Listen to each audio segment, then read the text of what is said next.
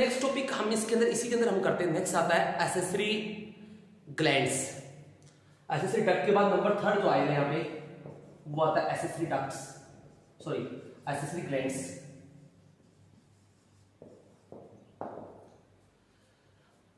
Accessory gland देखें तो कौन कौन सी एसेसरी ग्लैंड होती है? यहां पे 3 टाइप की एसेसरी ग्लैंड होगी। सबसे पहले होती है सेमाइनल या सेमिनल वेसिकल,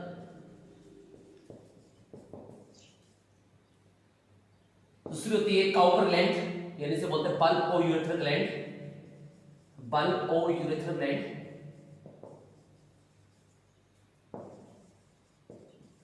या इसे काउपर ग्लैंड भी कहते हैं। और थर्ड जो ग्लैंड होती है वो होती है प्रोस्टेट ग्लैंड,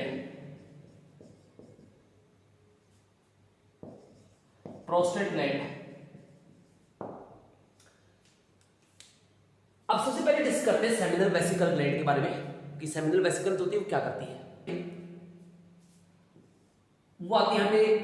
सबसे पहले हम करेंगे सेमिनल वेसिकल के बारे में कि सेमिनल वेसिकल क्या करती है। तो नंबर फर्स्ट यहां पे ग्लैंड आती है seminal vesicle.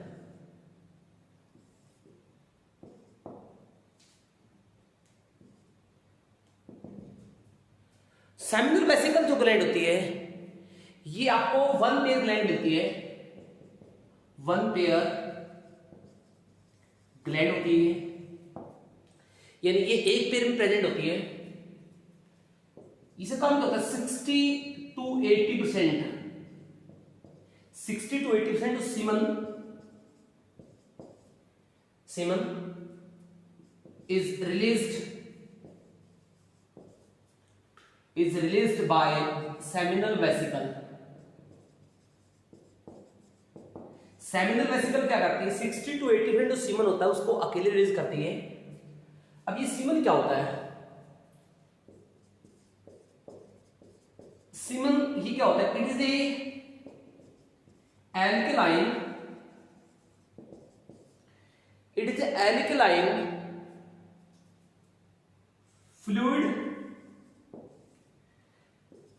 which provide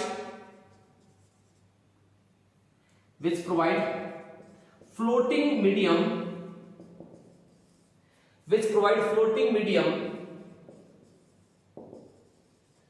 to sperm। ये एक एल्कलाइन फ्लूइड होता है तो प्रोवाइड फ्लोटिंग मीडियम प्रोवाइड करता है स्पर्म को, यानी स्पर्म को तैरने के लिए मीडियम प्रोवाइड करता है फ्लोटिंग करने के लिए।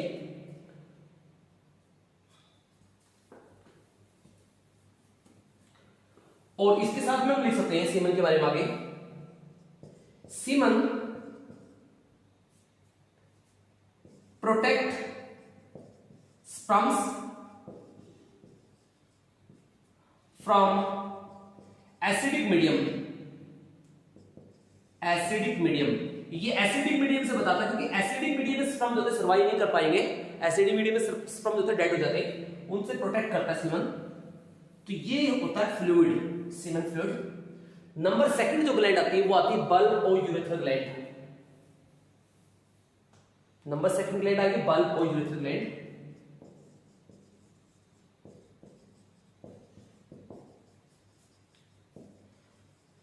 देखो बल्ब और यूरेथ्रल ग्लैंड क्या होती है?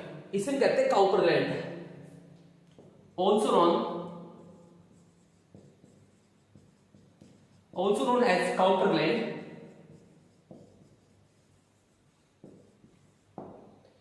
इसे हम काउपर ग्लैंड भी कहते हैं। क्या फंक्शन होता है इसका? ये स्पर्म को कुछ यहां पे it provide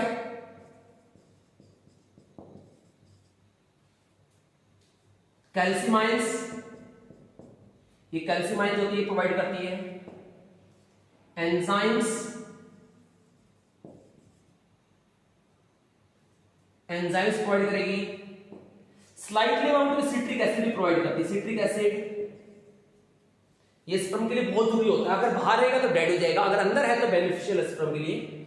enzyme citric acid to sperm, ये स्पर्म को प्रोवाइड करती है। और ये ग्लैंड क्या होती है? 1 पेयर ग्लैंड होती है, 1 पेयर ग्लैंड। वो नंबर थर्ड जो ग्लैंड आती है वो आती है प्रोस्टेट ग्लैंड।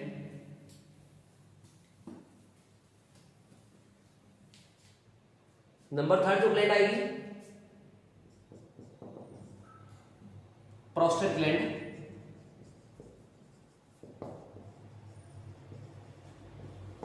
जो प्रोस्टेट ग्लैंड होती है ये सिंगल ग्लैंड होती है, सिंगल ग्लैंड होगी और it release 20 to 40% alkaline lubricant.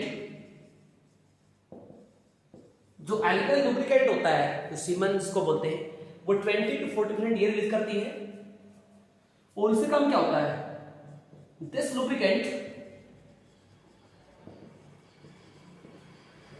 lubricate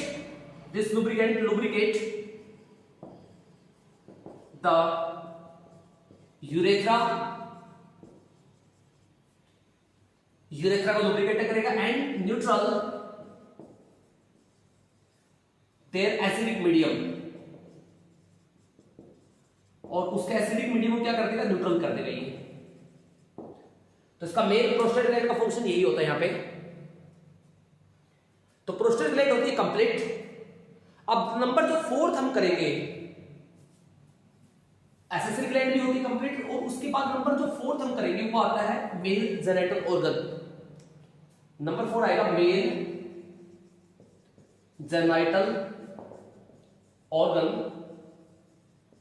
और उस ऑर्गन को कहते हैं पेनिस पार्ट यानी पेनिल पार्ट। जो मेल जेनिटल ऑर्गन होता है, मेल जेनिटल ऑर्गन में क्या होता है,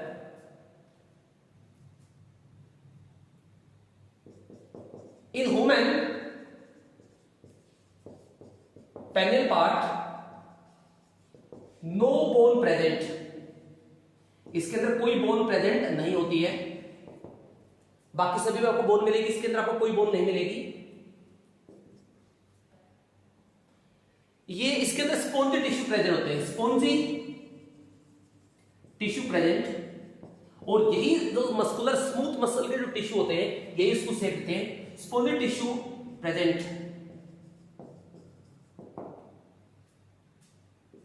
आउटर ब्रॉडर पार्ट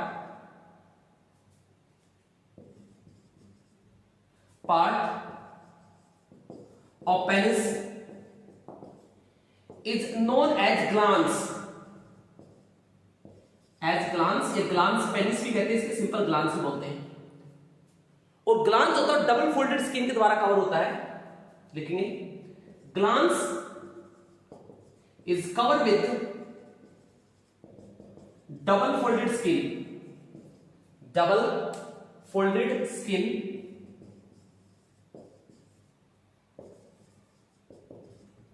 और उस स्किन को कहते हैं फोर स्किन। क्या बोलते हैं इसको, फोर स्किन कहा जाता है, राइट। और इसके अंदर ट्यूब होती है, इसे कहते हैं urethra.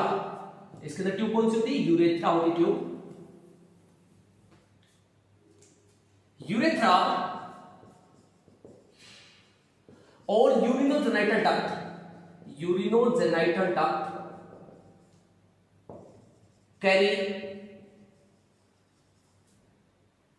carry sperm and urine in male।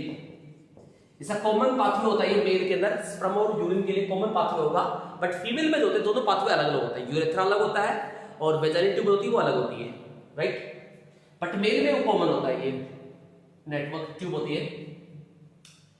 तो ये था मेल जेनिटल ऑर्गन के बारे में, और मेल रिप्रोडक्टिव सिस्टम का पार्ट था कंप्लीट। सेमिनिफेरस टिब्यूल का हम डायग्राम बनाएंगे, उसके अंदर देखेंगे। देखो सेमिनिफेरस टिब्यूल्स का डायग्राम कुछ इस तरह से होता है। ये ट्यूब्स हैं, इसे tubes, these tubes has 2 or 3 tubes इसके अंदर आपको मिलेंगी। इस तरह सेल्स आपको देखने को मिलेंगे इसके अंदर। some are pillar shaped cells, some are simple cells।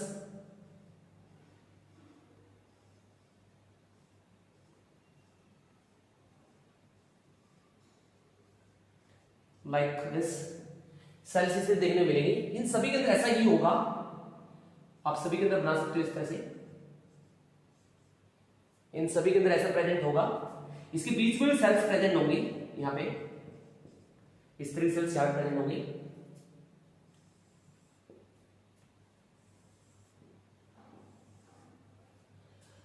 अब देखिए यहां पे ये जो सेल्स होती हैं, इन सेल को बोलते हैं सेरेटोली सेल्स, सेरेटोली सेल्स या nerve cell.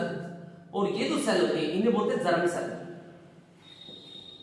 That is known as germ cells. और ये जो सेल्स होती है, इन सेल को बीच में जो इंटरस्टिशियल स्पेस, ये ट्यूब है, ये ट्यूब है जिसे बोलते हैं सेमिनी वर्टिब्रल्स। और देखो जो सेमिनी वर्टिब्रल्स इसके बीच में जो सेल्स दिखाई देते हैं, इन सेल को कहते हैं लीडिंग सेल्स, इन्हें बोलते हैं लीडिंग सेल्स। और जो इसके अराउंड में आपको ये जर्म सेल्स होती हैं, ये है सेमिनिफेरस ट्यूब्यूल, और ये होता है इसके बीच में कैविटी, यानी ये होता है seminiferous tubule, tubule interstitial space, interstitial space होगा ये। और ये होगी सेमिनिफेरस ट्यूब्यूल्स की ल्यूमन, जो ल्यूमन होती है कैविटी रहेगी में जिसके अंदर प्रेजेंट होता है। अब इसके अंदर सेमिनिफेरस ट्यूब्यूल्स के अंदर सिर्फ आपको दो तरह की सेल्स मिलेंगी, एक मिलती है सेरेटोली सेल्स। अब ये सेरेटोली सेल क्या करती है?